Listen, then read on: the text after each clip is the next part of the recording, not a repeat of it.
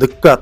O'zbekistonda endi bu ishni qilsangiz 6.920.000 so'mgacha jarima to'laysiz yoki qamalasiz. Assalomu alaykum hurmatli tomoshabin, kanalimizda yangi bo'lsangiz, kanalimizga obuna bo'lib, video ostiga bir dona like tugmachasini bosib qo'yishni unutmang. Like bosgan insonni Xudoyim doim qo'llab-quvvatlasin. Diqqat qiling. Qonunchilikka ko'ra 18 yoshga to'lmagan shaxslarni sog'lig'iga zarar yetkazuvchi spirtli ichimligi, tamaki mahsulotlari va energetika ichimliklarini realizatsiya qilgan shaxslar oldiniga ma'muriy javobgarlikka tortiladi. Qayta realizatsiya qilsa, jinoyat ishi qo'zg'atiladi. Ma'muriy javobgarlikda quyidagi miqdorda jarima solishga sabab bo'ladi. Fuqarolarga bazaviy hisoblash miqdorining 5 barobaridan 10 barobarigacha, ya'ni 2.440.000 so'mdan 4.680.000 so'mgacha.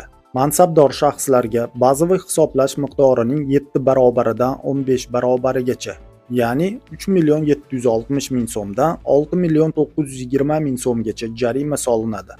Ma'muriy javobgarlikdan so'ng ushbu jinoyatni qaytargan shaxslar jinoiy javobgarlikka tortiladi va 6 oydan 3 yilgacha qamoq jazosi bilan jazolanadi, deyiladi xabarda.